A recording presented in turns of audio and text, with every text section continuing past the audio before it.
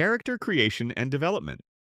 The Animaniacs originated from Steven Spielberg's collaboration with Warner Brothers Animation in the early 1990s. Following Who Framed Roger Rabbit's enormous success in 1988, which earned Disney 3 competitive Oscars and helped launch their animation renaissance, Spielberg had gained significant influence in the animation industry. Warner Brothers approached Spielberg to develop an animated feature starring junior versions of classic Looney Tunes characters, capitalizing on the popular babification trend of the time. Spielberg agreed to co-produce but insisted on creating entirely new characters for the 1990s instead of using existing properties. Senior producer Tom Ruegger, who had left Hanna-Barbera specifically to work with Spielberg, shared his passion for classic Looney Tunes cartoons. The concept quickly expanded from a single film into a television series of brand new cartoon shorts. Ruegger initially drew inspiration from his duck characters in his 1976 college film The Premiere of Platypus Dark. He explained that he'd always liked these little duck characters from way back when, so he handed those drawings out for the team to develop. When Spielberg was presented with numerous character options, he initially selected these duck-themed creations. However, he quickly reconsidered after realizing the market was oversaturated with duck characters including Daffy Duck, Plucky Duck, Donald Duck, DuckTales, Darkwing Duck, and Count Duckula. Recognizing that ducks had been overdone, he asked Ruegger to transform the characters into something completely different. The Warner Brothers transformation. The creative team began transforming the duck characters by changing their colors around, eventually settling on a black and white scheme. This decision came after taking inspiration from the Tiny Toon Adventures episode Two-Tone Town, which featured two 1930s-style cartoon animals named Foxy and Roxy. The black and white color palette gave the characters a classic, timeless cartoon appearance that would become their signature look. The team developed an elaborate backstory for these new characters, writing in the show's animation Bible that they were studio creations from the 1930s. According to this fictional history, they were designed, drawn, and animated for maximum wackiness, but eventually were banished and hidden from the public for being too wacky, wild, and uncontrollable. This backstory would later become integral to the show's mythology and opening sequence. Using the Tiny Toon sketch as the foundation and taking inspiration from a childhood dream Ruegger had about mutant Mickey Mouses, the team refined the character designs. They developed what Ruegger called wacky generic animal creatures with little antenna ears on them and red noses. In the show Bible, this species was officially referred to as cartoonist characteristics. Initially, the quartet was named Yacky, Smacky, Wacky, and Dot. However, Ruegger was still searching for what he called a billboard name that would capture attention. He experienced what he described as a cartoon epiphany upon noticing the Warner Brothers studio water tower one day. He realized they could be the Warner Brothers themselves and could live in the water tower, creating a perfect connection between the characters and the studio's iconic landmark. Character design and personalities. The 4 characters were eventually refined and finalized as 3. Yacky became Yakko, Smacky and Wacky were combined into a single character called Wakko, and Dot remained, though her bow evolved into a flower. This trio would become the core Warner siblings that audiences know today. One of the final character design changes was actually made while animation was already underway. Warner studio boss Bob Daly mistook a promotional Yakko balloon placed on the studio water tower for a Mickey Mouse effigy. Convinced that Disney was playing a prank on them, he called the rival studio and blasted them over their alleged stunt. When Ruegger explained that it was an Animaniacs character, Daly's fury turned to fear. He worried that the public would confuse the Animaniacs for Mickey Mouse, or worse, they could draw a lawsuit from Disney themselves. His solution was to add whiskers on the edges of Wakko and Yakko's faces to distinguish them more clearly from Mickey Mouse.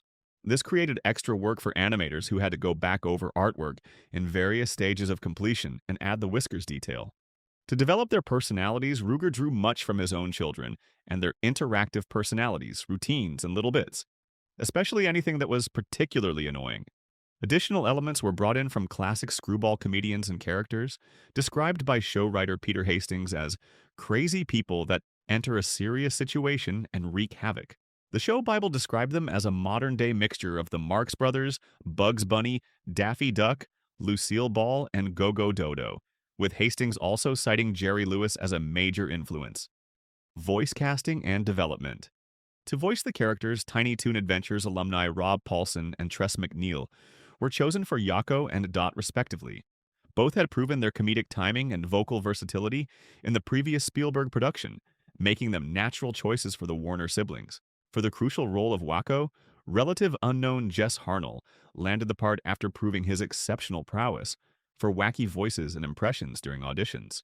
Harnell particularly astonished Ruger, Spielberg, and casting director Andrea Romano with his uncanny ability to imitate all four Beatles perfectly. During his audition, Harnell was asked to perform each member of the Fab Four as Wakko would sound. He recalled that when they showed him the picture of the character, he noticed that Wakko was like a little guy, so he instinctively made his voice smaller and more childlike. Ultimately, it was Harnell's Ringo Starr-inspired interpretation of Wakko that secured him the role. Ruger noted that it really worked well, explaining that not only was the voice perfect for the character, but the British accent wasn't used by the other characters, which added to the silly bizarreness of the trio's dynamic. This vocal choice would become one of Wakko's most distinctive and beloved characteristics. Show format and supporting characters. The wild and wacky Warner siblings were established as the hosts of the Animaniacs variety show, which featured an extensive collection of themed shorts and recurring segments. Many of these were elaborate parodies of popular movies, TV shows, and cultural phenomena, featuring caricatured versions of real celebrities, something other animated shows of the time were too afraid to attempt due to potential legal concerns. The short starred a vast ensemble of recurring characters that became fan favorites, including the world domination-obsessed laboratory mice Pinky and the Brain, the cranky elderly Slappy Squirrel, the scratching and sniffing duo Dr. Otto Scratch and Sniff, the object of every male character's affection, Hello Nurse, the cat and dog pair Rita and Runt, the perpetually chasing Buttons and toddler Mindy, and the Goodfeathers, a trio of pigeons parodying Goodfellas. British sketch comedy series Monty Python's Flying Circus has been cited as a major inspiration for the show's anarchic formula and its reverent yet subversive style. While Tiny Toons was primarily aimed at children with touches of light adult humor, Animaniacs deliberately raised the stakes by targeting an older demographic. The writing team loaded episodes with edgy humor, risque characters, sexual innuendos, and mature overtones that flew over children's heads but delighted parents. Director Liz Holzman explained their philosophy. "We didn't dumb the show down so that the jokes were obvious and spelled out. We just let it all fly." Musical score and production values. The final crucial ingredient that made Animaniacs stand out from other television animation was its exceptional musical production. Following the same philosophy as Tiny Toons, Spielberg insisted the series feature an authentic orchestral score, with original music specially composed for each individual episode, rather than relying on cheap, recycled stock music that plagued most TV animation of the era. Composer Richard Stone was brought in to oversee the elaborate musical scores, which were composed by a talented team of 6 additional composers. Stone personally conducted these orchestral pieces on the legendary Eastwood scoring stage at Warner Studios, the exact same soundstage that had been used by the iconic Carl Stalling for the original Looney Tunes and Merry Melodies cartoons decades earlier. Composer Steve Bernstein fondly recalled the authentic atmosphere of recording in that historic space. It had that sound that room had at the time. All the wood was still the same, the piano was still the same, and the acoustics were identical. Plus, we were writing in the same style that Carl Stalling wrote in. Beyond the orchestral underscore, the series became famous for its elaborate musical numbers and songs written directly by the screenwriters, creating memorable moments that combined comedy, storytelling, and musical theater in ways rarely seen in television animation. Launch success and cultural impact. When Animaniacs debuted in September 1993, it became an instant cultural phenomenon and ratings juggernaut. The show immediately outrated its competitors and nearly doubled the viewership numbers of Disney's established hits Darkwing Duck and Goof Troop in core demographics. This success proved that audiences were hungry for sophisticated animation that didn't talk down to them, regardless of age. Within just months of its premiere, the Animaniacs characters became so recognizable and beloved that they transcended television to become multimedia stars. The trio went on to headline their own series of video games across multiple platforms, capitalizing on the growing gaming market of the mid-1990s. Additionally, they starred in an impressive 59-issue comic book series published by DC Comics, which remarkably outlasted the original television show's run. The series maintained its popularity throughout its 5-year, 100-episode run, just like its predecessor, Tiny Toons. The show's quality and innovation were recognized by the industry, earning a total of 8 Emmy Awards, including 2 for Outstanding Children's Animated Program, 1 for Achievement in Animation, 1 for Original Song, and 4 for Music Direction and Composition. These accolades cemented Animaniacs' place as one of the most critically acclaimed animated series of the 1990s. Spin-offs and related projects. Animaniacs' success naturally led to the development of several spin-off series, most notably 1995's Pinky and the Brain. This show focused entirely on the two popular laboratory mice characters who were hell-bent on world domination, featuring both new episodes and recycled shorts from the original series. The spin-off proved that supporting characters from Animaniacs could carry their own shows, running successfully for 4 seasons. In 1998, after 4 seasons, Pinky and the Brain was retooled into the short-lived Pinky, Elmira, and the Brain. The studio designed this iteration as a more traditional animated sitcom, similar to The Simpsons, adding the hyperactive girl character Elmira from Tiny Toons to the mix. However, this version failed to capture the magic of the original duo and was quickly canceled. Segments from all 3 shows were later compiled and presented in the 1999 series The Cat and Birdie Warner-Rooney Pinky Brainy Big Cartoony Show, which served as a catch-all anthology series. Spielberg also went on to produce Freakazoid with Warner Animation, which once featured a brief Animaniacs crossover episode. However, despite having the same creative pedigree, Freakazoid failed to match the massive success of its predecessors, proving that lightning doesn't always strike twice. Cancellation and feature films.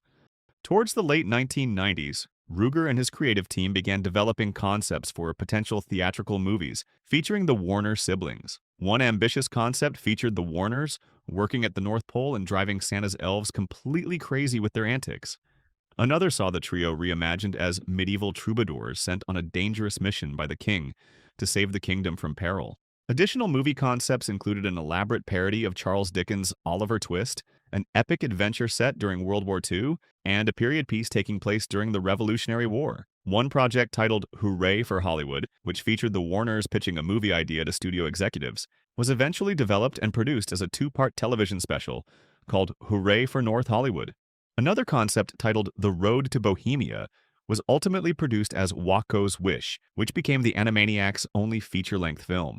The movie followed the trio on an epic quest to find a fallen wishing star that could grant their deepest desires.